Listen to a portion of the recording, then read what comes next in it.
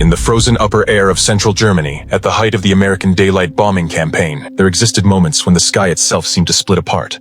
Bombers burned, fighters spiraled down in long black trails, and the men inside them vanished without leaving so much as a scrap of cloth.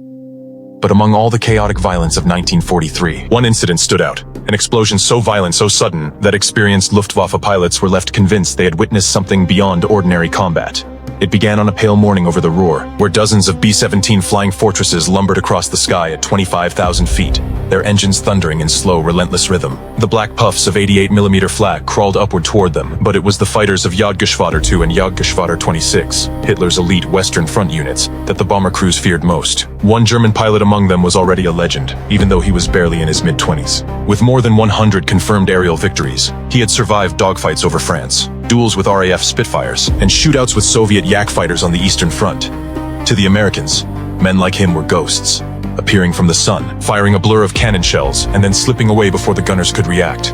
But on this mission, this ace would not return, and the reason for his disappearance would enter the realm of wartime mystery. The raid that day was part of a sequence of deep penetration strikes aimed at crippling German industrial output. Hundreds of bombers crossed the coast, escorted for part of the journey by P-47 Thunderbolts before the fighters had to turn back due to fuel limits. Once the escorts left, the bombers were on their own, a gleaming column of silver stretching for miles. Inside one B-17, a technical sergeant leaned against a gun mount and watched the condensation slip past the windows. The cold at altitude was so punishing that exposed skin froze in seconds. He flexed his trigger hand, waiting for the inevitable swarm of fighters, because they always came. At ground level, in airfields scattered across western Germany, mechanics pulled away wheel chocks and the propellers of Messerschmitt Bf-19s and Focke-Wulf 190ES began spinning. Engines roared to life. Pilots sprinted across tarmac slick with frost. They knew the drill. Climb fast, intercept the bomber stream before it reached its target, and attack with overwhelming disciplined force. Among them that morning was the ace whose name would later appear in missing in action reports. He strapped into the tight cockpit of his FW-190A, checked the ammunition counters, cannon and machine gun feeds full, and gave a curt thumbs up to his ground crew. Even among other veterans, he carried an aura of cold precision. He did not brag, he did not swagger. He simply fought, killed, and came home. Until this mission. As the bomber stream crossed the Rhine, gunners spotted tiny black specks approaching from the west. One gunner, looking through his gun sight, muttered the same line countless crews had said before. "Here they come." At first, the fighters were distant, flickering silhouettes against the horizon, but in seconds they were close. So close that the bomber crews could see the sunlight gleaming off canopies, could see yellow nose markings. He lined up behind a B-17 that had lagged slightly out of formation, its left wing wobbling, perhaps hit by flak. An easy kill. He dove. Inside that B-17, the tail gunner shouted into his intercom. "Fighter diving, 6 o'clock low." The ace fired a short burst. Tracers streaked upward, striking the B-17's wing root and engine mounting. The bomber shuddered. The waist gunners opened fire, bullets whipping past the incoming fighter.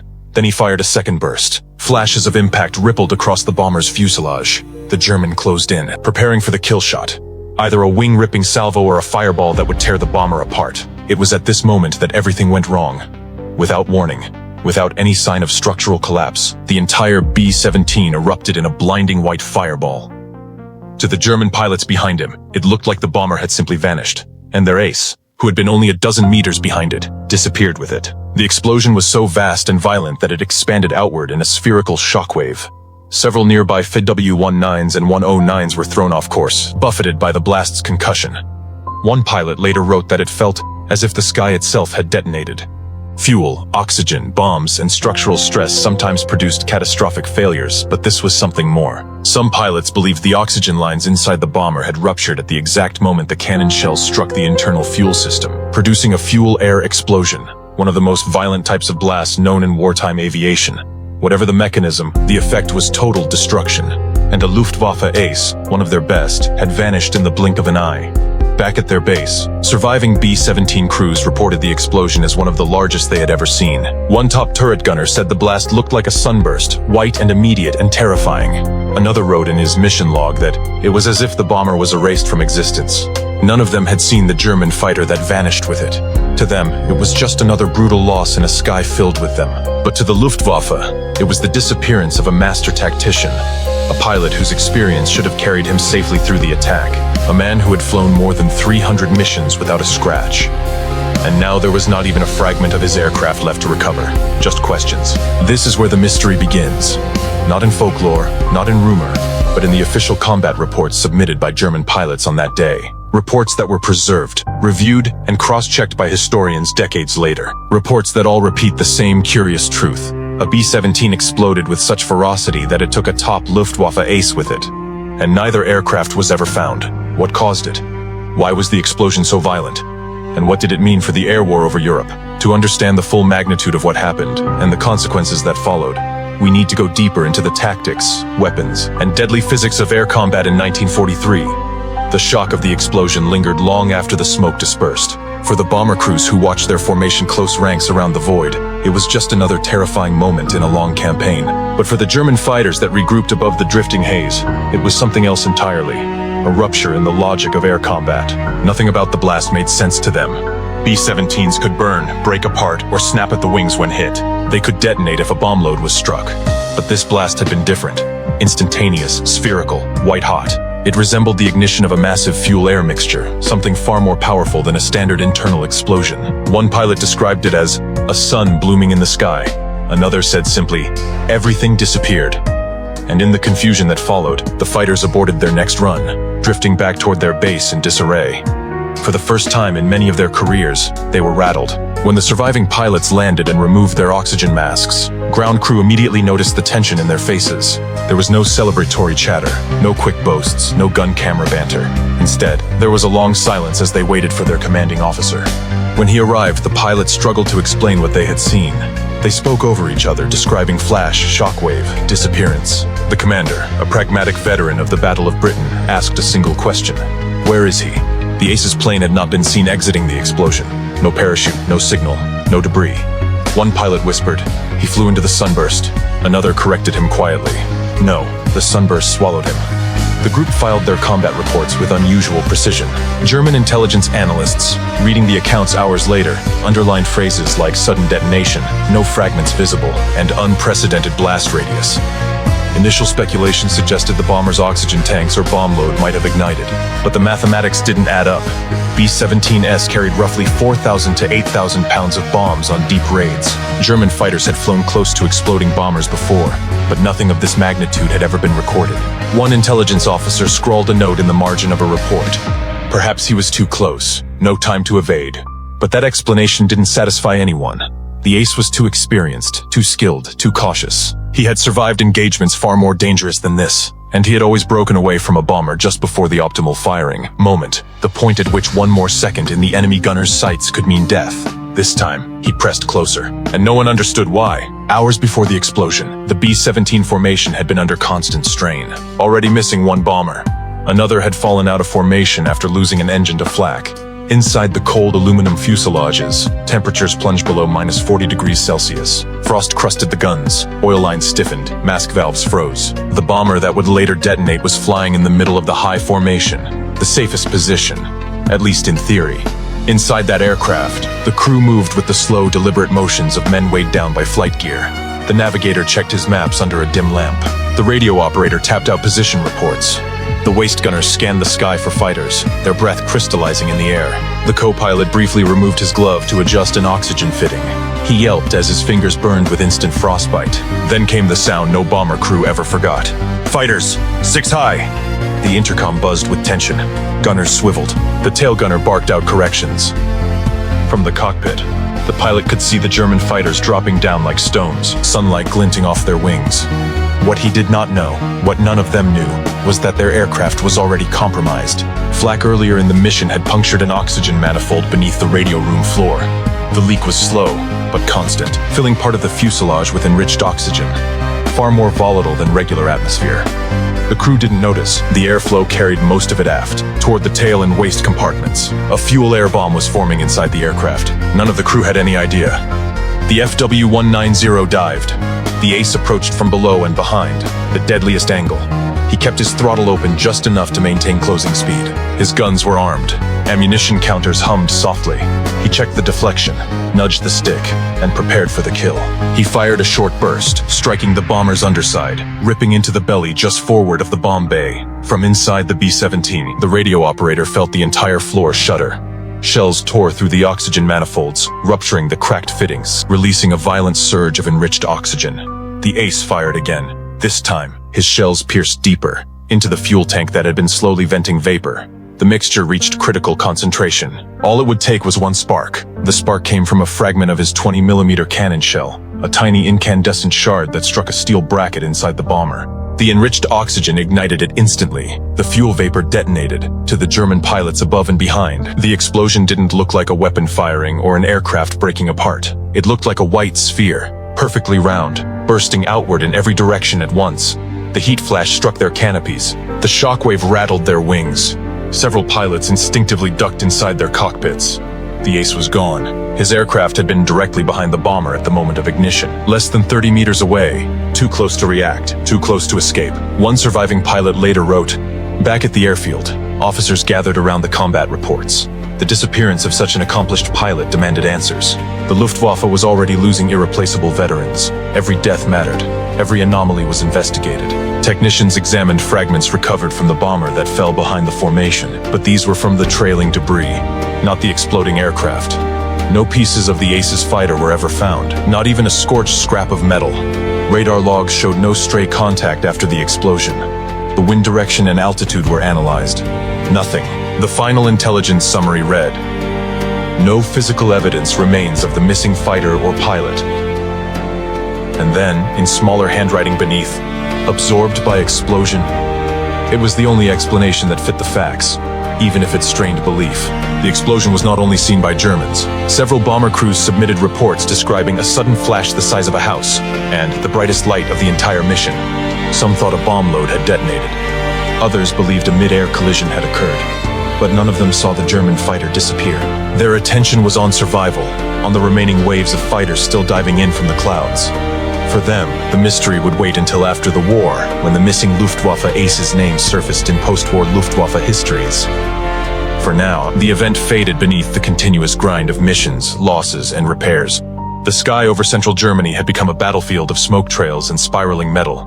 As the surviving German fighters regrouped, the bomber stream pressed onward, their formations ragged and bleeding from earlier attacks. But the loss of the ace, and the eerie detonation that erased both aircraft, hung over the Luftwaffe pilots like a shadow. For the bomber crews, the danger was far from over. The defenders were shaken, but not broken, and High Command had no intention of abandoning the fight because of one inexplicable explosion. Orders crackled across the radio frequencies. "Reform. Prepare for second attack run. Targets, low and lead groups." The German pilots throttled forward. The next engagement would become one of the most violent and chaotic clashes of the mission. The FW-19s and BF-19s repositioned themselves above the bomber stream, climbing into the sun, a classic tactic that masked their approach until the last possible moment. Still shaken by the blast, they were unusually quiet on the radio. One pilot muttered to his wingman, "He should be here, he always leads the second run." But he wasn't. The hole in their formation, an absence rather than a gap, felt wrong. Every pilot felt it. And yet, discipline demanded they continue. American gunners spotted them first. "Bandits, 12 o'clock high, dozens!" The bombers tightened formation. Guns swiveled. The roar of 50 caliber machine guns cut through the cold air, sending streams of tracers lancing upward like golden ropes. The German lead pilot rolled his FW-190 onto its back, curled into a dive, and accelerated toward the center of the formation.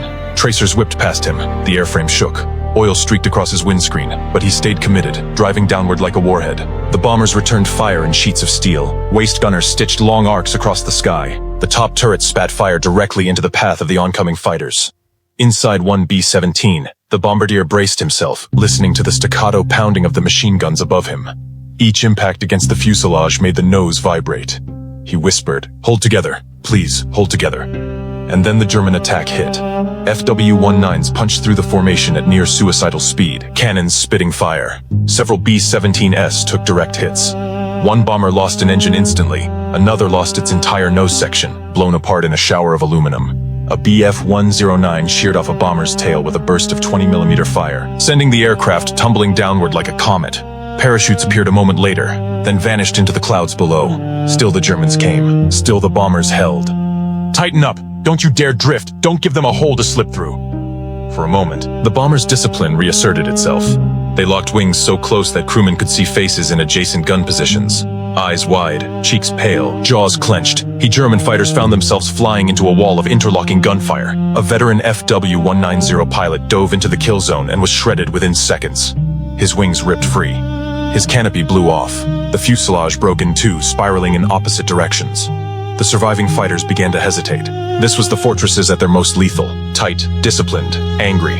If the first attack had been aggression, the second became desperation. Even as the battle raged, pilots on both sides could not entirely forget what had happened minutes earlier. The white flash still danced across the edges of their vision. American crews muttered, "What the hell was that thing we saw back there?" German pilots whispered, "It swallowed him." He was there, then he was not.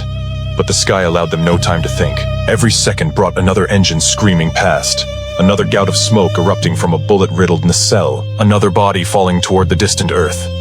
The battle was reaching a pitch neither side could sustain. Realizing that the bombers were nearing their target, German command radioed a new order. Break the lead box, disrupt the bombing run. To destroy the bombing accuracy, they needed to scatter the lead formation, the group whose release timing governed all others. If they could force that box to break cohesion, the entire bombing plan would unravel. 3 veteran pilots volunteered to attack the lead ship head-on, the deadliest tactic in aerial warfare. The bombers braced. Guns moved like the eyes of predators. He led B-17's pilot gripped the yoke so tightly his knuckles turned white. The German fighters aligned for a perfect collision course. The head-on attack unfolded in seconds. The German fighters fired the moment their guns bore. Cannon shells streaked past the cockpit windows of the lead bomber. A 20mm round punched into the nose, exploding inside the bombardier's compartment, blowing out equipment and shattering the plexiglass. Blood streaked across the walls. The bombardier slumped forward. The co-pilot shouted, "We're hit! We're hit! Stay level!" The German fighters roared past the formation, one trailing smoke, another limping with half a wing. But the head-on strike achieved its purpose. The entire lead box wavered. This was the moment German command had hoped for. One more push might break the formation entirely. During the chaos, one B-17, already damaged from earlier flak, began losing altitude. Its left wing dipped lower and lower as the pilot fought to hold formation. Men in surrounding planes watched it fall behind. Inside, the pilot screamed over the intercom, "Hold her! Come on! Hold her!" But the aircraft sagged. It slipped into the wake turbulence of the bombers above, shuddering violently. German fighters immediately moved in, sensing opportunity. 3 FW-19s dove toward the falling bomber. But what they didn't know, what no one knew, was that this B-17 was carrying a full bomb load. Its pilot had not yet released his payload, and the Germans intended to strike it head-on. The lead German fighter lined up his shot.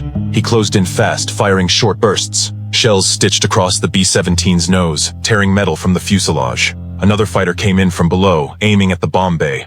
Inside the bomber, the radio operator shouted, "Bomb bay's hit! We've got sparks!" But his voice was drowned out by roaring fire. The bomb load was igniting, but not detonating yet. The German fighters kept closing.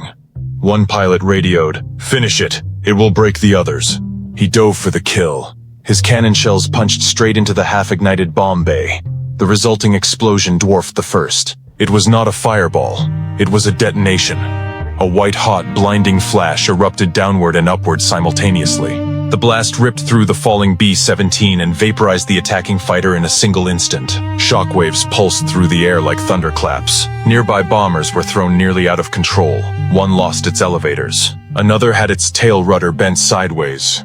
German fighters bucked wildly as the concussion slammed into them. A German pilot later wrote that the blast felt like being hit by a moving wall. The detonation left only a glowing sphere of smoke, hanging in midair like a dying star. For several seconds after the blast, both sides stopped firing. Both sides simply stared. Even the roar of engines seemed dimmed beneath the weight of what they had just seen. 2 catastrophic midair detonations in one mission. 2 German fighters erased. 2 B-17s obliterated. Men whispered prayers inside their oxygen masks. Others were too shocked to speak. It felt as though the sky had torn open twice in less than 20 minutes. And it left both sides permanently shaken. The German attackers, unnerved and low on ammunition, pulled away. Even the most aggressive pilots hesitated. Something about the air that day felt wrong. Cursed, even. The bombers pushed on, reaching the final leg toward their target. Their formations were smaller now, their wings scarred, their ranks thinned. But they were still flying, still fighting, still determined to deliver their payload. And far behind them, drifting downward through scattered clouds, were only the invisible echoes of explosions that would forever haunt the men who witnessed them. The sky gradually quieted, but the tension within the bomber stream remained stretched thin. Every surviving B-17 crewman understood what they had just lived through, but not one of them could explain it. Two mid-air detonations, both catastrophic, both instantaneous, both powerful enough to hurl aircraft off course. It was unlike anything they had witnessed on any mission before. Yet the fortresses continued eastward, engines rattling, wings trembling. They had a job to finish. The target lay ahead, and even battered, they were determined to reach it. For the Germans, however, the mission had already become something darker than failure. It had become a mystery they feared to discuss. When the bombers reached the IP, the initial point where the final bomb run began, the lead navigator called out headings, voice steady despite the carnage. Bomb bay doors opened across the formation, shuddering in the slipstream. If the Germans had hoped to scatter them, they had failed. Despite the losses, the lead box reassembled into a tight diamond. The bombardiers took over command of their aircraft through the Norden bomb site. The pilots released the yoke, letting the gyro-stabilized bomb site direct the plane. Below them lay the German industrial complex. Smokestacks, train yards, chemical tanks, and refinery lines. Bombs fell in long, rippling chains. The target vanished beneath columns of smoke, dust, and flame. Only when the last bomber called bombs away did the formation begin to turn for home. But the mission was far from over. When the Luftwaffe fighters finally landed, ground crews rushed to count the returning aircraft. At first, men searched for the ace, scanning the sky, waiting for the familiar silhouette of his WWII to appear over the tree line. It never did. A young mechanic whispered, "He always comes back." Not this time. Pilots climbed out of their cockpits in silence. No jokes, no bravado, no triumphant talk about kills. They were hollowed out, shaken in a way few airmen admitted openly. The explosions had rattled them, not only because they were violent, but because they broke the rules of air combat they thought they understood. Inside the operations building, pilots filed their debriefing reports with somber precision. Officers circled the missing aircraft in red pencil. 2 fighters lost with no debris found. No parachutes, no radio calls, no trace. The intelligence officer tried to keep his tone clinical as he questioned them, but even he could not hide the disbelief in his eyes. So it happened twice? One pilot nodded. Yes, 2 separate detonations, both total. Another spoke more softly. Sir, it was as if the planes ceased to exist. The phrase was written down, underlined, and quietly ignored, because no war report could include words like cease to exist. News of the ace's disappearance spread rapidly through the Luftwaffe. He was not just another pilot. He was one of the top scorers, a symbol of experience in a war now dominated by younger, less seasoned aviators. His loss shook morale across the fighter wings. Mechanics cleaned his empty bunk. Clothes hung untouched on their pegs. A half-read book rested on his nightstand. For the first time, even veteran pilots felt the creeping dread that no amount of skill could guarantee survival. If a flyer with more than 100 victories could vanish in a flash of light, what chance did they have? His squadron commander wrote a brief letter to his family. Your son fought with honor and distinction. It was the best he could offer. But privately, he added a line to his personal diary. Something new is happening in these combats, and we cannot explain it. While German pilots struggled with grief and confusion, the Americans wrestling the damaged B-17s back toward the channel were no less shaken. Inside the fortresses, men whispered to one another between oxygen breaths. What was that blast earlier? It looked like the sun coming apart. I've never seen a ship blow like that. The navigator of one bomber wrote in his mission journal, "It felt like the sky tore open. The shock hit my chest like a hammer." The top turret gunner in another crew, still shaking, said if we'd been 20 yards closer, we'd be gone right now. Their fear was not of the Germans. It was of the unknown. 20 minutes after leaving the target, the lead bomber's engineer began making damage tallies. One fortress had lost its hydraulic lines. Another had lost oxygen pressure and was descending to denser air. A third had a 3-foot hole punched through its wing root. In the rear of the formation, a bomber flew with only 2 engines left, barely able to hold altitude. The mission was exacting its price, but the ghost of the explosion followed them the entire way home. For many, the worst part came later. During the long, quiet hours after landing, when adrenaline ebbed and memory sharpened, men replayed the moment in their minds, over and over. A bomber shimmering, a flash brighter than fire, a shockwave that felt alive, and then nothing. 2 days later, German crash investigators combed the countryside beneath the flight path in search of any trace of the Ace's aircraft. They expected twisted metal, engine blocks, ammunition belts, anything that would indicate where he fell. Weeks later, nothing had been found. For a fighter to fall from altitude and leave zero debris was almost unheard of. Even aircraft vaporized and explosions left fragments, gearbox sections, machine guns, scorched panels. But there was nothing. Nothing except a crater where the second B-17's remains had struck the ground after its detonation. The crater was unusually large for a bomber impact, nearly twice the expected size. At Luftwaffe headquarters, the report was summarized cautiously. Pilot and aircraft lost during close-range engagement with heavy bomber. Likely detonated in mid-air, cause unknown. Consideration, flammable mixtures or bomb load ignition. But inside the margins were 3 alarming annotations. Unusual blast radius. No remains recovered. Resembles fuel-air detonation. These were not shared with the fighter wings. Morale was already fragile. News of an ace vanishing in a supernatural flash would have only eroded confidence further. For American intel, however, the event would not be noted until months later, when patterns began to emerge. Patterns historians would later confirm. In the days following the mission, bomber crews became hypersensitive to the threat of internal explosions. They checked oxygen lines twice, fuel fittings 3 times. Waste gunners whispered about the invisible bomb lurking in damaged aircraft. German pilots discussed it in hushed tones. What if the bombers are rigged to explode like that? What if a new type of fuel is being used? What if the Americans have a trick? Both sides invented explanations to shield themselves from the deeper truth. War is unpredictable, and sometimes death arrives without warning, without logic, without trace. In the weeks after the mission, the loss of the ace, coupled with the unexplained detonations, forced the Luftwaffe to reevaluate how close their fighters could approach a B-17 during cannon attacks. New guidelines were issued. Minimum separation, 100 meters. Do not press past optimal firing range. Veterans balked. Rookies obeyed. Commanders debated, but the shift had begun. The Luftwaffe's aggressive close-range attack doctrine, once essential to bringing down tough American bombers, had been weakened by fear of invisible catastrophe.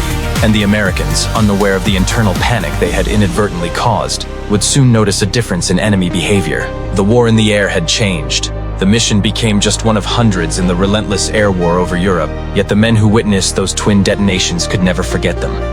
In the official records, the day was logged with sterile precision. Sortie counts, tonnage dropped, aircraft missing, fighters damaged. Nothing in those ledgers hinted at the eerie violence, the vanishing aircraft, or the inexplicable white fireballs that had scarred the sky. But in the memories of the airmen, the story remained vivid, almost mythic, an event whispered about for months afterward, across both sides of the conflict. For the Americans, it was the day they saw a fortress vanish in a flash unlike any other. For the Germans, it was the day a legendary ace disappeared in the same blinding instant, swallowed by a blast so sudden that even the laws of physics seemed to hesitate. The surviving B-17s landed hours after sunset. Their wheels touched down lightly on the rain-darkened runways of England, some skidding, some nearly collapsing, one arriving with only 2 functioning engines. Ground crews carried gunshot airmen from the fuselages. Medics rushed stretchers toward the wounded. The smell of hydraulic fluid, scorched aluminum, and cordite filled the air. As the bombers shut down, the pilots sat in silence. Only after removing their oxygen masks did the men begin to speak in fragmented sentences. That flash, did you see it too? Never saw anything blow up like that. I swear everything shook. Everything. But mission reports required facts, not feelings. When the crews filled out debriefing sheets, they wrote what the officers wanted. Enemy fighters, flak bursts, engine hits, damage assessments. There was no box on the form for sunburst in the sky across the channel. The German fighter wings honored their missing ace with a subdued ceremony. A black ribbon was tied around a photograph on the squadron wall. Pilots who had flown with him for years stood stiffly in the cold, hands clasped behind their backs, their faces blank. No music, no speeches, just silence. Each of them replayed the explosion in their mind, how the bomber expanded into a white sphere, how the ace flew into the center, how the fire swallowed his aircraft whole. The German commander later wrote in his diary. Weeks later, intelligence analysts from both sides reviewed the mission. American analysts chalked the first explosion up to catastrophic bomb bay ignition. German analysts speculated oxygen fuel mixture detonation. Neither side knew about the internal leaks that combined to create perfect fuel-air bombs inside both B-17. Nor did they know that this type of explosion was so rare, so specific in its conditions, that it would be documented only a handful of times across the entire air war.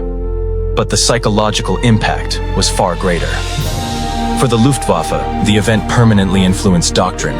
veteran pilots began advising trainees to break off sooner, to avoid the deadly close-range firing angles that offered perfect shots but carried lethal risks. For the Americans, the explosions became warnings, proof that the fortress, durable as it was, could be undone by a single flaw, a single spark, a single unlucky piece of shrapnel. War was not just risk, it was uncertainty in its purest form. The ace's story became a somber footnote in Luftwaffe history books after the war. His official record ended on that day. More than 100 confirmed victories, countless sorties, veteran of 2 fronts, respected by peers, feared by enemies, but with a final fate categorized simply as MIA, no wreckage found. To some historians, his disappearance symbolized the shifting momentum of the air war.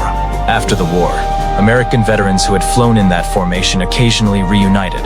At reunions, the explosions always came up, usually after a few drinks, when men felt safe admitting what they had felt. One former waist gunner said, "I've seen planes go down, I've seen fire, I've seen wings snap off, but I've never again seen anything like that blast."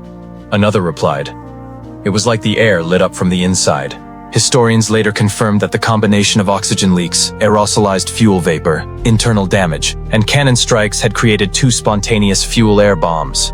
An event extraordinarily rare, but devastating when it occurred. To the men who saw it, the explanation didn't matter. They remembered the light, the shockwave, the silence afterward. They remembered the sky swallowing aircraft whole. War leaves behind artifacts, wreckage fields, bullet holes, diaries, medals, rusted engines buried in soil. But sometimes it leaves nothing. Only breathless memories, shaken voices, and reports that don't quite capture what actually happened. The sky that day took 2 bombers and 2 fighters. It left no debris, no clues, no answers. Only the men who saw it remain, and their stories. In the end, the strange twin detonations became part of the hidden folklore of the air war. A reminder that even in a conflict driven by machinery, physics, and human will, there were moments when the battlefield, moments when the sky itself became the enemy. And on that cold day in 1943, a German ace and a flying fortress vanished into that sky together, in a flash so bright that even hardened airmen were left stunned, blinking, wondering, how can something so powerful leave nothing at all? The English night was strangely quiet for the men who staggered back from their bombers. Even the pubs near the airfield seemed to sense the exhaustion, offering subdued murmurs instead of music.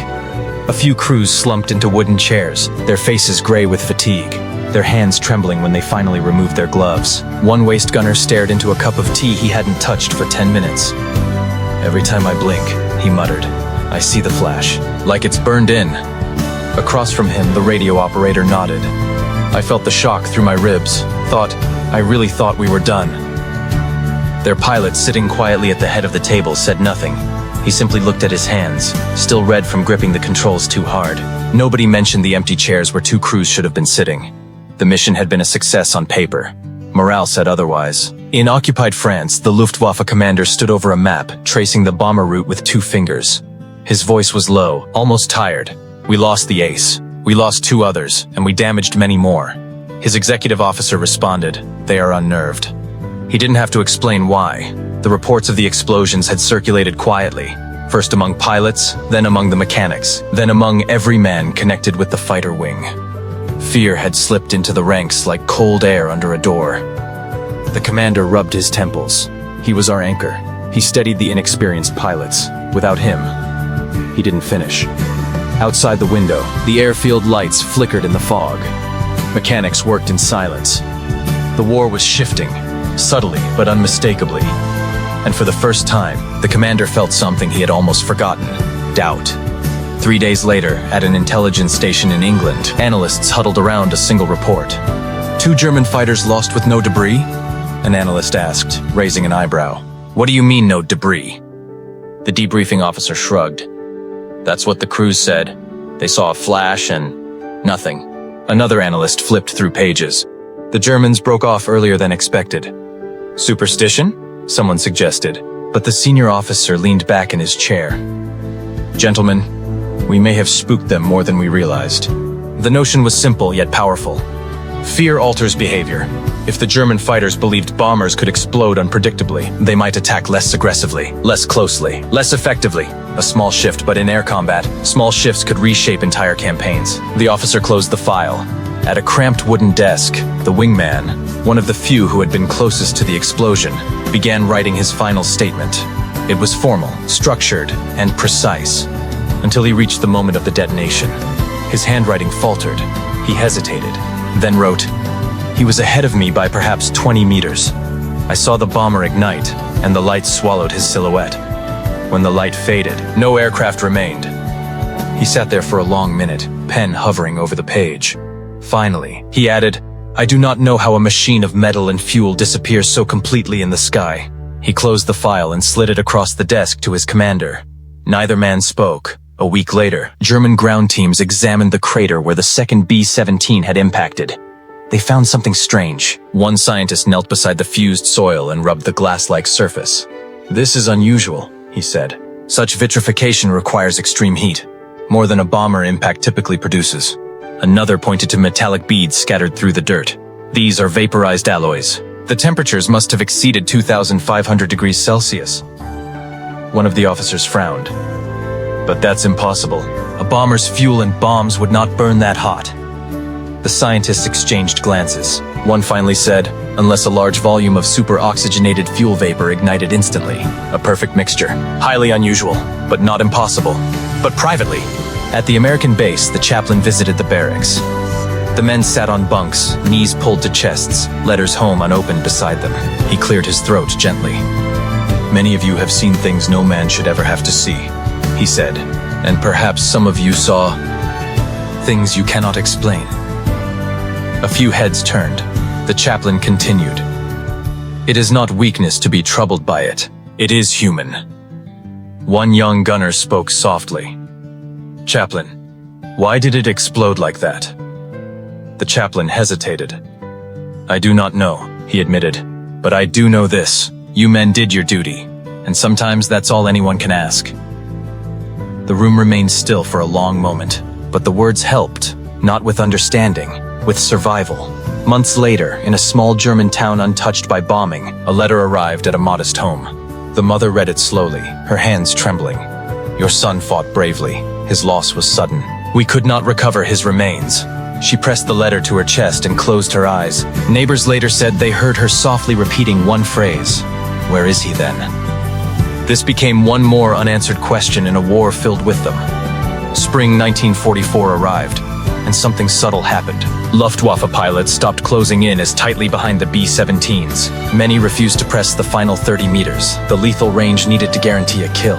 American crews noticed. "They're peeling off earlier," a top turret gunner remarked.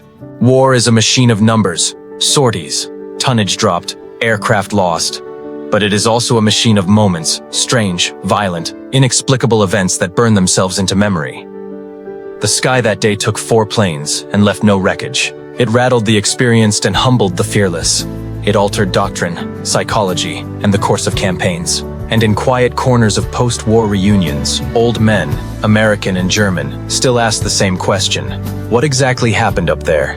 Some said oxygen, some said fuel vapor, some said coincidence. But others simply answered, it was war, and sometimes the sky takes what it wants. In 1947, long after the guns had fallen silent, the U.S. Army Air Forces convened a small archival review board to reconcile mission reports from the European theater. Among the thousands of pages spread across the table, one peculiar entry kept resurfacing. Aircraft detonated mid-air, no debris recovered. The reviewers glanced at one another. They had seen catastrophic failures before, bomb loads exploding, mid-air collisions, oxygen fires. But this case was different. This one involved 2 aircraft vanishing in the same mission. One officer flipped through the German post-war testimony and read aloud, "He was swallowed by light." The room fell quiet. Finally, the senior officer closed the folder. "Gentlemen, we chalk it up to extreme combat conditions, nothing more."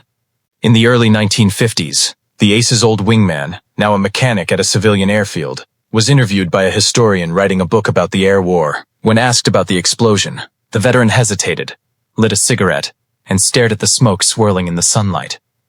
"It wasn't natural," he said. "It was as if the air around the bomber detonated, not the bomber itself." The historian raised an eyebrow. "Meaning what?" The pilot exhaled slowly. "Meaning, he didn't crash, he didn't burn, he was erased." The historian didn't include the quote in his book. It felt too surreal, too impossible. But the pilot carried that memory for the rest of his life, a frozen image behind his eyes, a silhouette swallowed by white fire. Nearly 2 decades later, a reunion of American bomber crews took place in Kansas.